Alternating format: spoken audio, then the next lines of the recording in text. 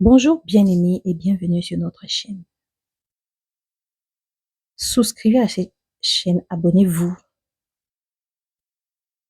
Que Dieu vous bénisse abondamment.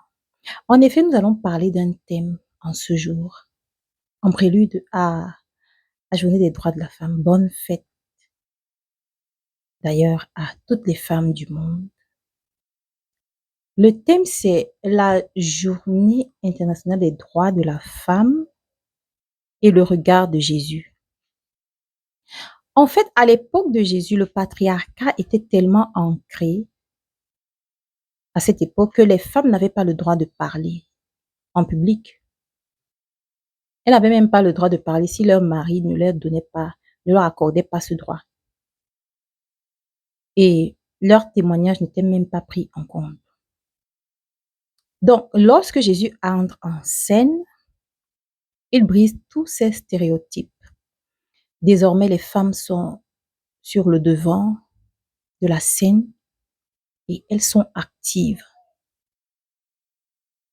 Lorsque Jésus rencontre la femme samaritaine, celle qui a eu plusieurs conjoints, qui n'étaient même pas ses époux, il brise ce cycle social parce que selon la société de cette époque, c'était une femme isolée, c'était un rebut de société. Elle vivait dans l'isolation. Donc Jésus brise ce cycle. Nous voyons la femme adultérine, la femme que l'on avait surpris en flagrant délit d'adultère, qui voulait être lynchée. Lorsque Jésus intervient, il dit que celui qui n'a jamais péché jette la première pierre pour les confronter à leur conscience. De même, Marie-Madeleine, qui a été la première femme à avoir vu Jésus ressuscité vivant, a été donnée pour mission. On lui a donné pour mission d'aller évangéliser, d'aller annoncer la bonne nouvelle. Donc, ce ne sont pas seulement les hommes qui annoncent la bonne nouvelle désormais. Désormais, les femmes aussi annoncent la bonne nouvelle. Donc, comment est-ce qu'on en est arrivé à une société de violence conjugale et de féminicide? Comment est-ce qu'on en est arrivé là? Comment, bien aimé? En fait, dans nos sociétés, la femme est considérée comme le pilier de la famille. Hein? Elle est considérée comme le pilier. Mais d'un autre côté, on assiste à la recrudescence des féminicides, des violences conjugales et des atrocités de toutes sortes commises sur la femme. Comment et pourquoi? Donc, il y a des choses à observer ici. Première des choses, il faut déconstruire les mentalités. Apprendre aux jeunes garçons qu'il n'est pas un bourreau, mais qu'il est en fait un protecteur. Et à la jeune fille qu'elle n'est pas une servante, mais qu'elle a aussi des droits à faire valoir. Deuxième chose, il faut rendre la femme indépendante. Donc, cesser de croire que seulement un homme qui peut pouvoir dans ta vie et il faut dépendre seulement d'un homme. Non, il faut créer des structures parce que les femmes n'ont pas toujours cette aide. Des structures d'accompagnement pour les rendre indépendantes. Troisième des choses, le clergé, les institutions religieuses et traditionnelles doivent travailler en proche collaboration avec les forces de l'ordre, la police, la gendarmerie, pour arriver à minimiser les dégâts en fait. Donc, cette journée, c'est un cri de ralliement en fait. Cette journée n'est pas seulement pour acheter les pains coudes, les cabas, les réjouissances, ou aussi, d'ailleurs, assister aux discours et aux tables rondes vides de sens. Cette journée est mise pour l'émancipation des femmes, la liberté et bien entendu leur protection. Leur protection. Il faut protéger la femme car elle est un moteur essentiel de la société, de notre société. C'est ce qui est. En fait, les femmes ne connaissent pas leur valeur. La femme a été affranchie depuis des milliers, depuis des siècles par Jésus. Jésus a affranchi la femme. Mais c'est elle-même qui persiste dans sa servitude. C'est elle. À cause des idées reçues, à cause des faux dogmes et traditions qui la maintiennent toujours captive. Lorsque vous serez épanoui, vous verrez que votre vie sera épanouie et plus tard, vos enfants seront eux-mêmes épanouis, votre progéniture. La raison pour laquelle nous tirons une sonnette d'alarme, c'est que si rien n'est fait maintenant, rien ne sera jamais fait plus tard. Et ce cycle répétitif va continuer de génération en génération dans notre belle société. La femme est asservie par des faux dogmes, des fausses interprétations bibliques et des livres sacrés, des fausses interprétations des traditions, des coutumes qui la rendent toujours captive. Elle n'est pas libre en fait. Elle n'est même pas libre de son propre corps, les excisions et tout. Donc, le corps de la femme est comme une propriété en fait. Donc, la femme n'est libre de rien, même de son propre corps. Elle ne possède même pas son propre corps. Nous devons désormais, pour cela, associer le spirituel au physique. Oui, associer le spirituel au physique, ça veut dire quoi? Ça veut dire que lorsqu'une femme est malmenée ou maltraitée et qu'elle se plaint, peut-être elle se plaint auprès des autorités religieuses et spirituelles,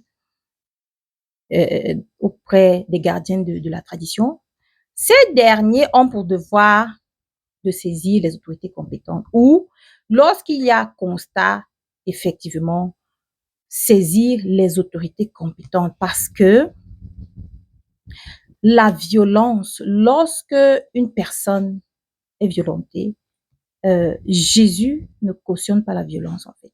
Parce que si quelqu'un vous dit que vous devez subir les violences dans un foyer, ce n'est pas Jésus, ce n'est pas Dieu, parce que Dieu est amour. Dieu n'est pas violent. Dieu ne veut pas la mort d'une femme. Il ne veut jamais la mort d'une femme. Alors, les idées reçues comme il faut rester dans un foyer, il faut supporter, il faut prier, Dieu va agir, ce sont des faux dogmes, des fausses interprétations pour vous maintenir dans le chaos, dans la servitude. Alors, il faut ouvrir les yeux et prendre conscience de tout cela. Bien-aimés, nos mères, nos sœurs, nos tantes ont subi tous ces torts, des violences. Oui. Et ces violences sont restées impunies. Ces violences, dit-on, ce sont les petits dérapages en famille. Et ces petits dérapages conduisent à la mort, qu'elle soit physique ou spirituelle.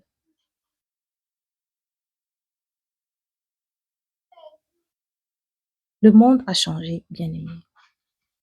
Alors, il est temps que les choses changent aussi en cette matière. Il est temps.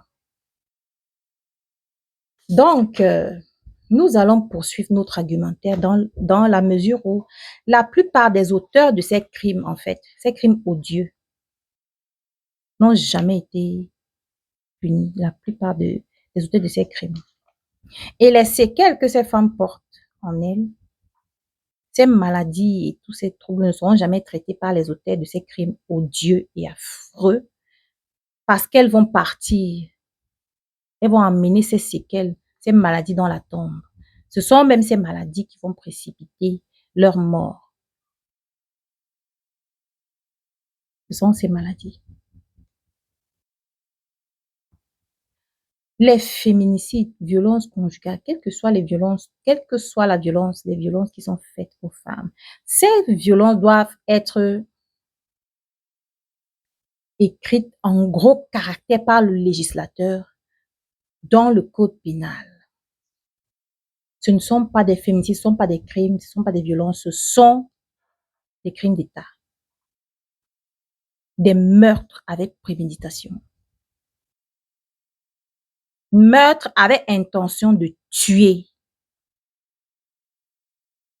Le législateur doit prendre cela en compte et donner des sanctions très dures en la matière.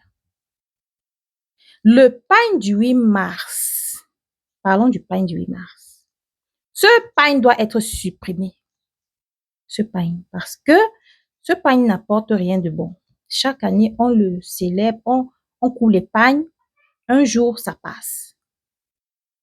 Ce pagne doit être supprimé, en fait, parce qu'il n'apporte rien de bon à la femme de notre société, rien que des malheurs. Parce que lorsque vous allez coudre ce pagne, vous allez aller fêter le 8 mars, vous rentrez, vous allez trouver vos choses dehors et votre bastonnade va tripler.